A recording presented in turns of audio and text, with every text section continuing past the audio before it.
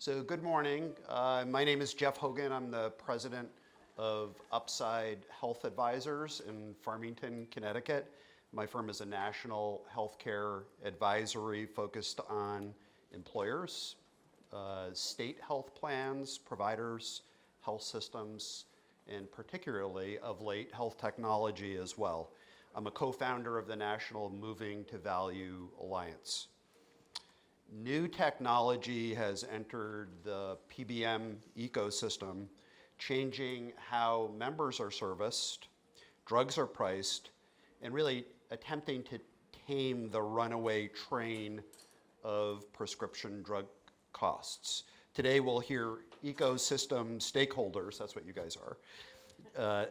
They'll detail their experience with this next generation PBM platform, Capital RX, in a financial framework that has created unprecedented alignment, value, and member experience while providing, importantly, prescription drug predictability and pricing equity. The marketplace and the Consolidated Appropriations Act requirements are demanding a new and much more transparent PBM paradigm model to support the new fiduciary standard for procuring health services.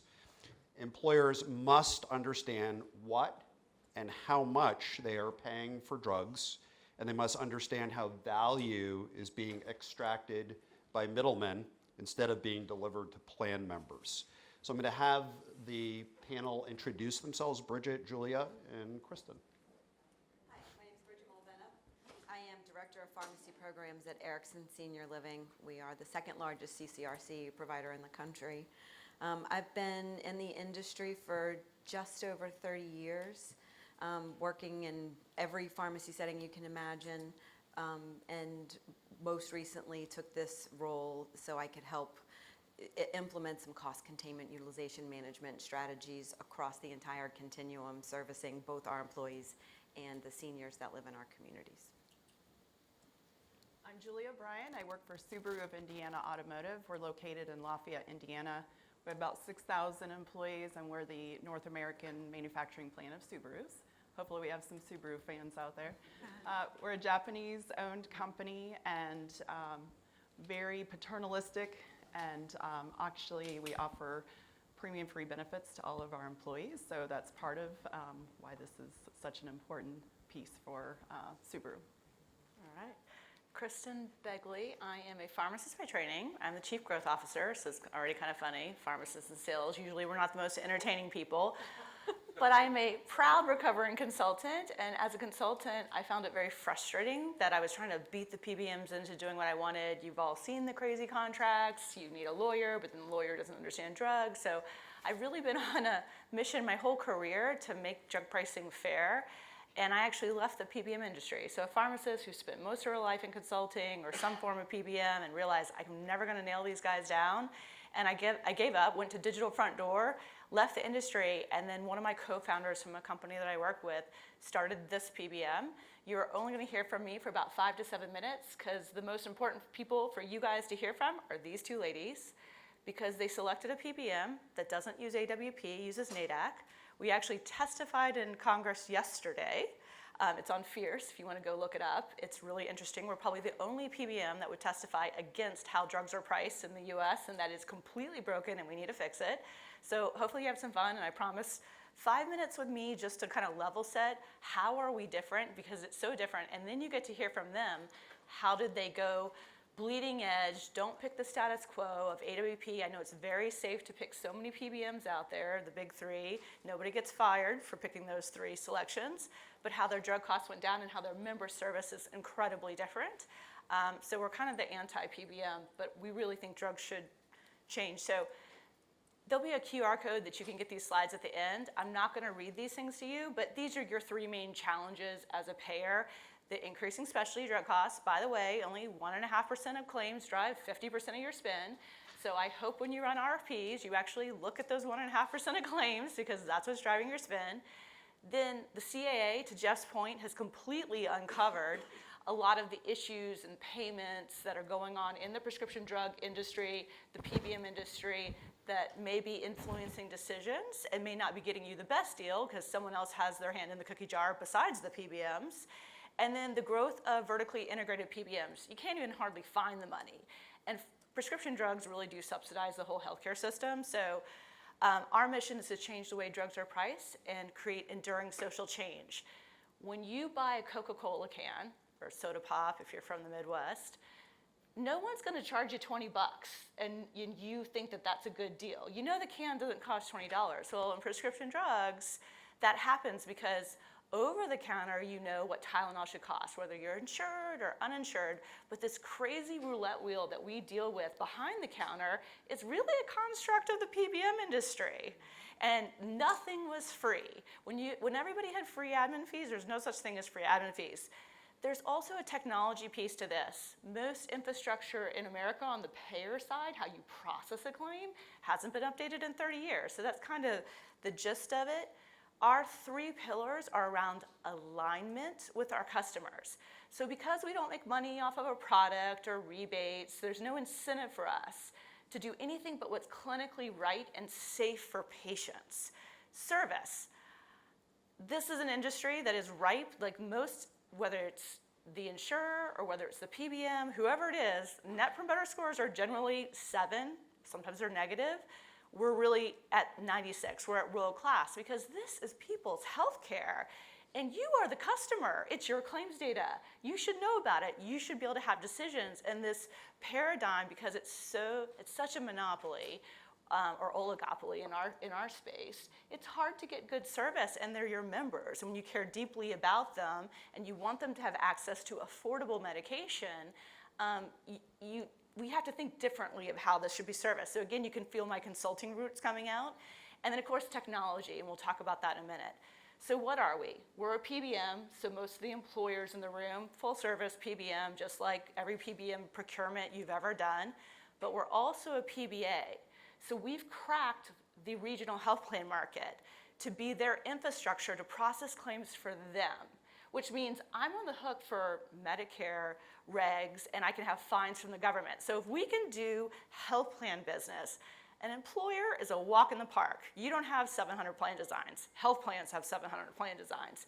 I don't get fined from the government if I do something wrong with an employer. So we're on both sides of it because we know infrastructure has to change in this country, even on the medical side. We know fee-for-service is broken. It needs to move to value-based care. Nothing in healthcare should be the more you utilize, the more the provider makes. Completely broken. We all know it. That's why we're talking about value-based care in this world. Capital RX at a glance, we're only 5 years old, but I've never seen anything grow this fast, and it's because of the experience, the reduction in cost, and the alignment that you're going to hear today. I told you about the Net Promoter Score, our client retention. It's really exciting. Just a few more things to go, and then I'm going to turn it over to them. Let's see if I'm in trouble yet. No, I'm okay. So here's that PBM side of the house. You can see some names that you'll recognize: 5,000 life groups, 10,000 life groups, 25, over 50,000 lives. And the PBA side of the house, which is the health plan side of the house. And I think what's really interesting, and you're going to hear from Bridget, when you are a provider employer, you know drug costs are going down. Prices are going down, but most of you have been experiencing inflation. So she's going to talk about all her amazing analytics. She was comfortable moving into her space and understanding this actually works better than the status quo. And I just want you all to take like a minute and think, does your partner make more money when you spend more money? And if that is the deal that you're in, you have major problems in your life. So always remember this tug of war, and this is the problem, particularly in the PBM industry. The other funny thing that I said earlier is everybody thinks prescription drug pricing is complicated. When a drug leaves a pharmaceutical manufacturer, it's not called a brand or a generic. There is an NDC and a price per pill, which is sold to a wholesaler with a price per pill, which is sold to a pharmacy at a price per pill. And then the PBM gets involved, and there's 2 ledgers. Things get, different definitions, and this is where it all got murky and all completely broken. And this is how it gets so difficult for employers, payers to understand what they're supposed to be paying. Drugs only change price twice a year. We are the first PBM to use the OIG's NADAC pricing basis, not AWP, which is ain't what's paid and it's inflationary. NADAC is deflationary. So as drug prices go down, they get the benefit of it. They don't have to renegotiate. And by the way, these two ladies have the same price. Same rebates, same price, same, because there is no different books. What we get, we pass back to them, which is full alignment. I joke and say, you cannot modernize healthcare, and we all are responsible in this room. You're purchasing benefits. It's your job to push the system, and really employers are often the ones that are leading. But as we know, even it's a bipartisan movement because drugs need to be affordable for everyone. This is what healthcare looks like. This is what we're dealing with, and we're throwing more point solutions, but it's sitting on a legacy infrastructure that is really broken. So there's a lot of things that we're fundamentally changing because we built our own technology system to process these claims. And what I'll say is you've heard all these amazing things at this conference. Technology is great, but it needs to have alignment with what your goal is, which is reducing costs, whether it be medical or pharmacy. So that's how we get better care and lower overall healthcare cost. And lastly, the 401k debacle, for those HR representatives that have been around long enough that had all the lawsuits, it's already starting. And we are the only PBM that is in full compliance with the CAA or 408B2 because we make no spread on rebates, we keep no retention, we don't own a mail order facility. These are all key questions. So that data that you get when you finally pry it out of their hands, because it's still difficult, it's yours, and you can figure out, you know what, they're making $20 a script, which is crazy. Or some TPAs get $40 a script. I mean, there are some outrageous things out there that it's really just taking from the patients and they can't afford their medication. So we're really excited to, and that's pretty much it for me. We're really excited to have you here, but it's such a different model. We wanted to kind of level set how we're different with the alignment, the NADAC, and welcome. Thank you for coming today. Perfect. So that's a really good stepping off point. We have a provider and a big employer here today. And so let's talk about credibility. You know, really, what does it take to go from the paradigm model, the big black box of unknowing, into something that's transparent? You know, what within organizations does it take to make that happen? So every employer, pharmacy represents a top cost category. Not only a top cost category, but high-cost therapies are now hitting specific and even blowing through aggregate stop loss. In almost every health plan, it has the most aggressive trend and inflationary factor. In pretty much every employer's PBM relationship needs attention of some sort. So I think most people in the room can agree that PBMs are not aligned with their customers. So we really don't want to spend a ton of time on that. But let's talk about how your organizations made the leap. What was the biggest driver, and Bridget, I'm going to start with you, to influence your decision to change? Was it cost, trend, experience? Bridget, let's start with you. And on the employer side, it's a different conversation, but we'd really like to hear from both of you on your perspective here. Sure. So we made the decision that we needed to do something different with pharmacy benefits after the last contract renegotiation, and our legacy partner, one of the big three, said that they would do all of the things that we wanted, and then once the contract was signed, they just couldn't do those things. As a person who works in supply chain, the worst thing in the world is to have a vendor say yes to an RFP, and then once you sign the contract, they say, well, we didn't really mean that. So with the frustration on our team at Erickson Senior Living reached a fever pitch in 2019. And so at the end of 2019, we decided that we were going to hire a pharmacy benefits consultant to help us do an RFP to find a different partner, that we were going to completely carve the pharmacy benefit out, and we were going to try to do it on our own. And you know, we all know what happened in March of 2020. But you know, I sort of put my neck on the line and said, let's just keep going. Let's let the RFP play out. We had 6 respondents, and kind of whinnied it down to 2. And by June, we had definitively decided as a group that we needed to make the change to Capital RX, mostly because we knew that it was the only way we were ever going to get any control over our formulary or be able to save any additional money. But the other reason that we chose them over all of the other partners was the people. It was the relationship. It was the feeling that we got when we talked to them, when they were presenting to us. The things that they said, they felt real to us.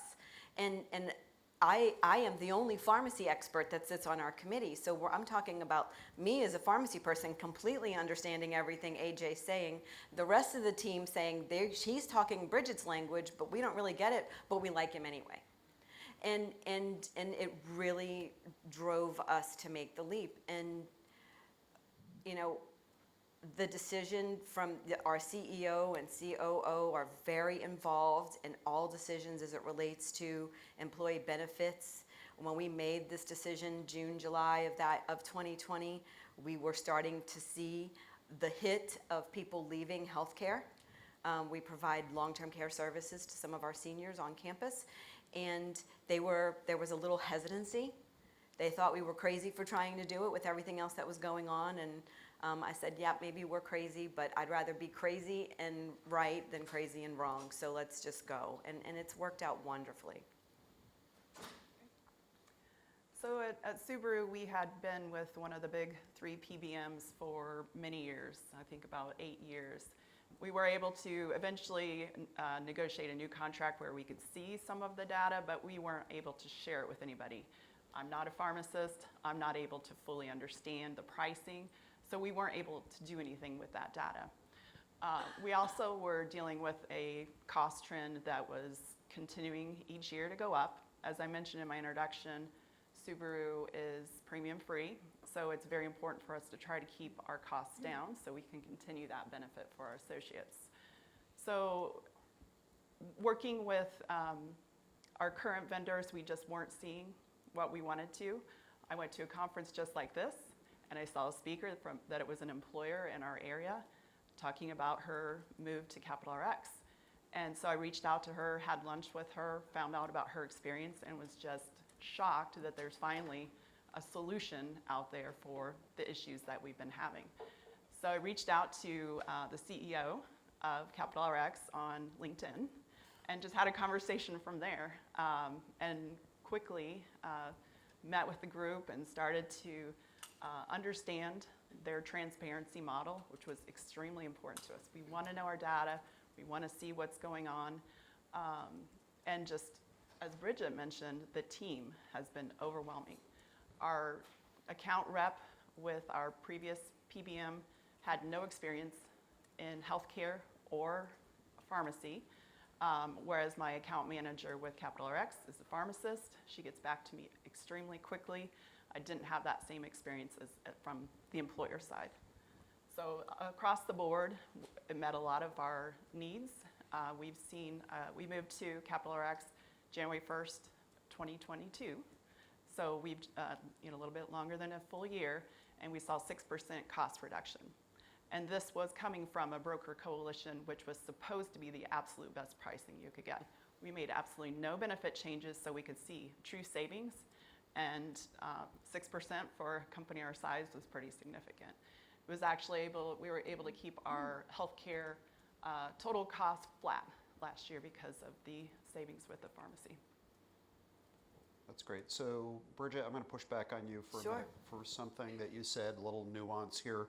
So, Bridget's perspective as part of the decision making, Bridget as a provider and your perspective and how that helped in decision making and evaluation and what have you. So I'm going to ask you a specific question here I think is important for the audience.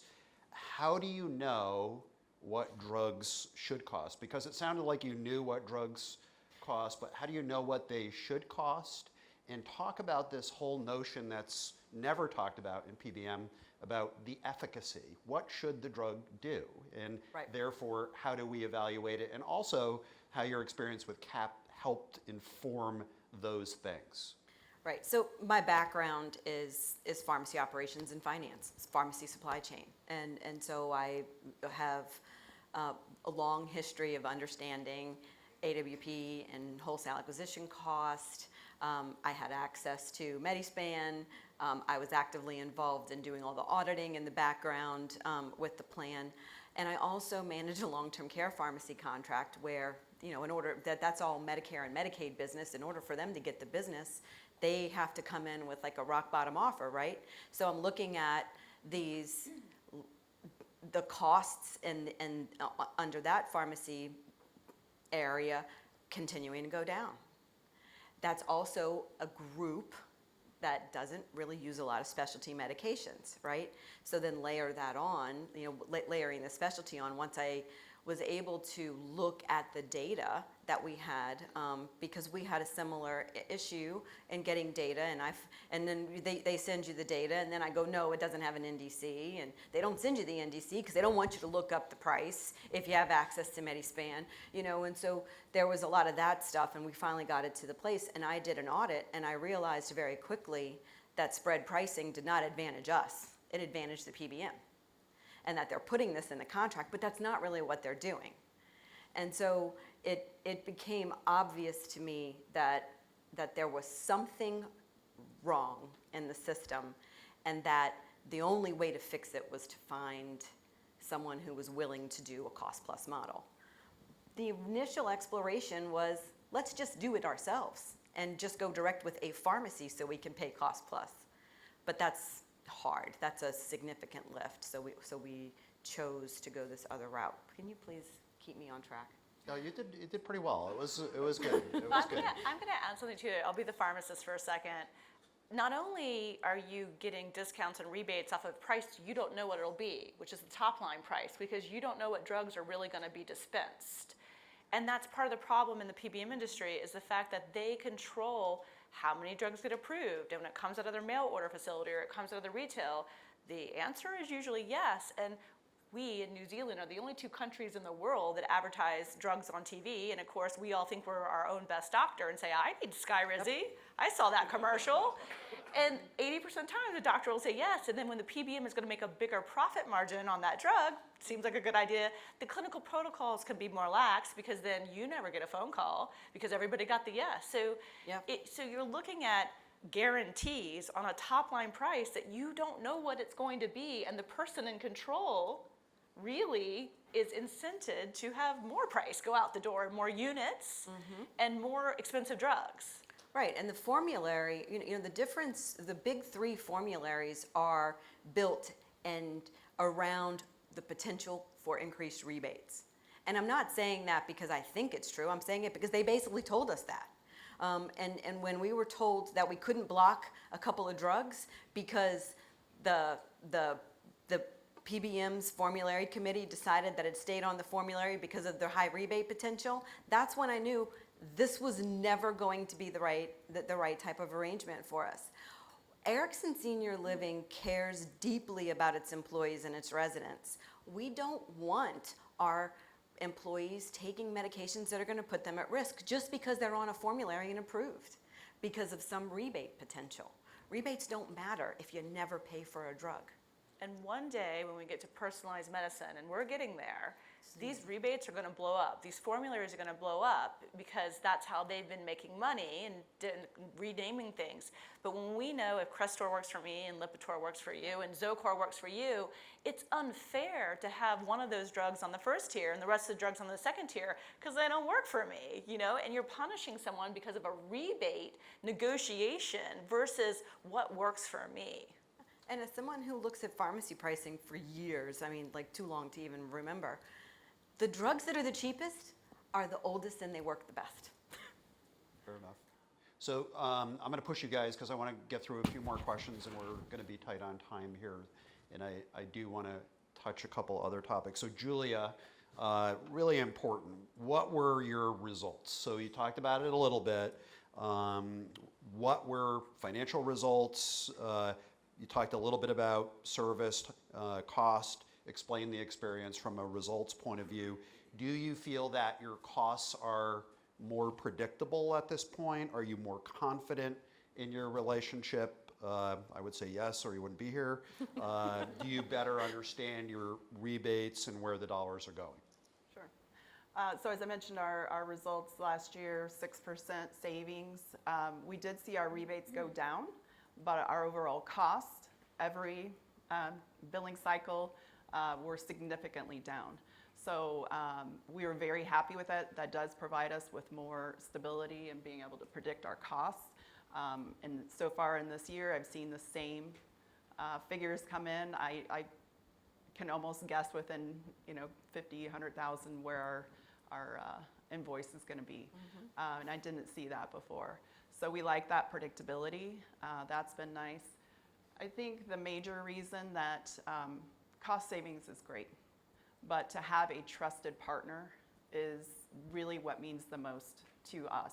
To know that there's no smoke and mirrors going on, the team you can trust, and the things that we've seen on the customer service side, I didn't think we had bad customer service with our previous PBM. No issues. I didn't have anybody yelling. And we're very concerned about making a move to a new vendor because we're pretty conservative. We like to stay the same. So when we made that change, Capital Rx is growing. They're new. I want to make sure they were able to handle that. They assure me they were. And I have been a benefits administrator for 20 plus years. And we had the smoothest implementation I've ever been through. And that, just getting to that point, I felt very comfortable. January 1st, you turn that switch to a new vendor, and you just sit there and wait for the calls. And I made a comment came into work after the holiday, made a comment to one of my coworkers. I'm like, I don't know that if anything changed, because we've not heard anything. It was very smooth. The biggest issue we had is our employees had to use a new card, and that was very hard. It is. So once we got through that, we actually did find a few people who were working through the prior authorization process and were on drugs they really shouldn't have been on. And that had been going on for years. We're actually dealing with a new one right now that, as we did our annual review, we have a member that's on a drug that's costing about $500,000 per year. So we're, caught our attention, and as we started to look into it, I'd asked our previous PBM about that person before.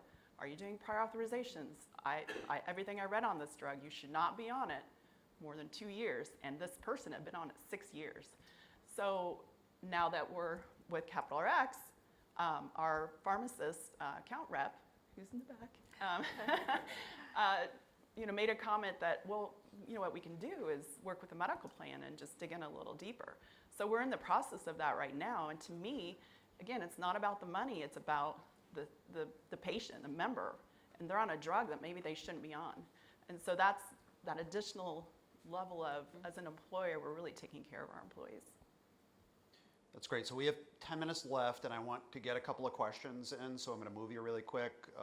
Bridget, financial results in less than a minute. Okay. Our costs from 2015 to 2020 went up year over year 14.3%. Over the last 2 years, they're down 16.5%. My savings in year one was 26% from 2020 to 2021, which is huge. Good? That was less Well than a minute. done. Wow. So impressed. I did that finance pitch a bunch this year. So let's talk about this whole member experience thing. Coming out of COVID, we suddenly activated what was previously a non-existent healthcare consumer that actually wants to be treated with respect and differently and what have you. Obviously with pharma, the member experience is often based on those who use the plan a lot. Members who require prior auth are often displeased with the burden. CapRx being an aligned model that focuses on this whole efficacy thing and appropriateness of prescriptions uses prior auth a bit differently. Can you talk about your member experiences with CapRx, member experience in general? Why do you think employers revert back to the same instead of leaning into these types of models as well? So Julia again, Bridget, and we're gonna. move you along. Yeah. He says, go first. Sorry. Yeah, as far as our member experience, to me as an employer, if I'm not hearing anything, that's perfect. That's what I want. Nobody comes to us and says, that new PBM is great. You only hear the negative comments. So for us as a non-union facility, it's very important for us to keep our employees happy. And so if we're not hearing from them, great. So from a member perspective, we've not had any issues. I've not heard one complaint about Capital RX. Yeah, I agree. Similar situation. We've got a very, very vocal workforce and spread out all over the country. Very few issues with members at all. We made a decision in year one to kind of keep everyone who was on a specialty drug on that drug for the year, so I think that might have helped. But similar experience on day one. Here it is, New Year's Day, and we're all waiting for the phones to blow up, and nothing happened except for our vendor didn't print our cards and send them to everyone in time. As far as the PA process, our experience at Erickson Senior Living, and I've actually had members who call me. I've got a couple of really engaged members who pick up the phone and call me all the time, and one in particular said the PA process is so much smoother. Instead of taking days, it's done in a few hours, and it is significantly better. So I think that, just the overall engagement of the team, and it just is a coincidence that we share the same account manager. The fact that I can send an email, and if she's busy, she goes, I got it, I'll get back to you later. Get an answer the same day instead of 3 days later, that means that we can get back to our member the same day. And often, by the time I get the answer from them, they've already contacted the member and taken care of the issue. That is remarkable. And I'll just say the reason that PAs just work better with us, it's our platform, it's our tool. Mm-hmm. It's generally maximum 3 days to get through, but it's the pharmacist talking to the member and talking to them and taking the time that usually their doctor didn't about the risk. Yep. And when you educate the members with the clinician, it's just a better experience. And so no doesn't feel so bad as someone who can't even pronounce a drug with a technician. Mm-hmm. Good. So for the audience, Chris is in the back. He's going to bring a mic around for questions. I'm going to ask these guys one more question, 30-second answer. Denouement question. You're both healthcare leaders. Put your futurist hat on for a second. A number of events in the last couple of years, COVID, CAA, Great Resignation, economic pressures on your organizations have showed us really the fragility of a non-value-based or outcomes-based healthcare system. Were any of those events a catalyst to you moving to CAP, and what keeps you up at night at this point, knowing what you know? So none of those were a catalyst to get us to move. The catalyst to get us to move was just bad behavior from prior partners. But as I look forward, I worry about the FDA fast track process and drugs kind of coming to market before they should. And I also worry that not enough people understand the industry, and in a few years when rebates and copay assistance goes away, then costs are just going to go out of control. So without an aligned model, the pharmacy pricing and pharmacy costs could balloon and snowball out of control. Yeah, with the introduction of a lot of new drugs, specifically we're looking at a solution for GLP-1s. We're hearing a lot from our members that they're very interested in these drugs. There's a lot in the news right now. So we're actually working with our on-site health provider to put a program together in conjunction with Capital RX to make sure that we're not just prescribing drugs, that we have a program that's holistic and inclusive to make sure that those drugs are being used appropriately. So that's something that our previous PBM would not really have been able to handle. So we like that we can pivot when new things are coming on the market like this, and we can meet our members' needs. That was great. So a couple minutes for questions from the audience. Chris? Hi, thank you. Good information. Can you do this on an open formulary, and from a member experience, can they still go to the large point-of-sale retailers? So the question was, can they do it on an open formulary? And what was the second part of the question? Whether or not you can still go to a large point-of-sale retailer, the large. Yep, open formulary, totally your control. Yep. And if you decide, there's the stupid drugs that are like the combinations that are like $2,000. Our open formulary excludes those because they're just combination products. But even if you said, I really want those drugs, we'd let you put those on, tell you what the rebate would be, tell you what your cost. And it's a 65,000 pharmacy across the country. We don't exclude any major retailer. My question is, how do you compare vendors doing an RFP when you've got 3 doing one model and 1 doing it's completely different? It's just, the assumptions are completely different. How do you compare? You have to suspend disbelief. Honestly. A little bit of leap of faith. You have to take a leap of faith because you know what the big 3 are doing, and they're still going to sell you the same thing. You have to believe that it's possible for there to be a different way. I had no idea what I was going to potentially say because I couldn't provide my data to anybody to analyze to say what I'm currently spending versus this new model. So I had to take a complete leap of faith, and it worked out well. What'd you tell your CFO? I'm going to take a leap of faith. Yeah. You said you didn't know what the price were anyway. Yeah. You're like, I don't know what my And prices are. That was what sold our leadership team. We're, as I mentioned, Japanese owned, so a lot of our Japanese executives were shocked to find out that we didn't understand what we were paying for. So when they heard about this model, they were like, why would we stay with the old model? It was just common sense. And I'll say that if you're over 4,000 belly buttons, so total membership, we will do PMPM, which that's real easy. What did you pay last year? Let's say it's $70 PMPM or 100. What am I willing to guarantee next year? Your PMPM. CFOs really understand that, but you got to be over 4,000 belly buttons to get that because of the predictability and the risk for us.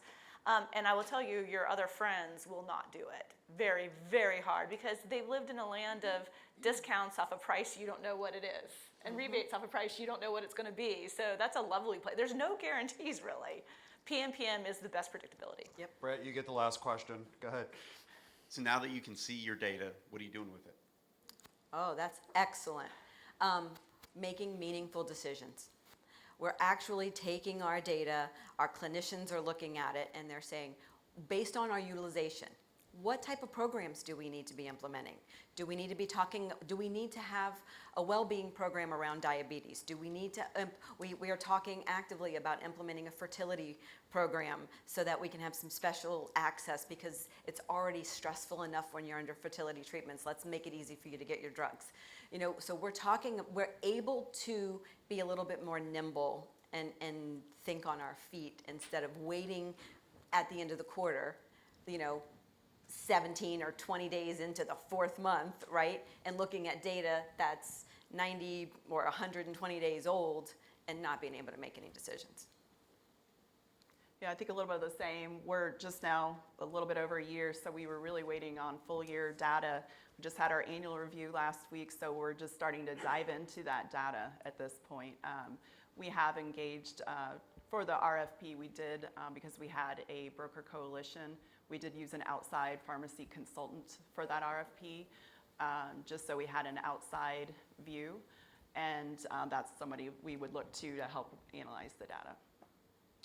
Perfect timing. Thank you to our panel, and thank you all for attending today. Thank you.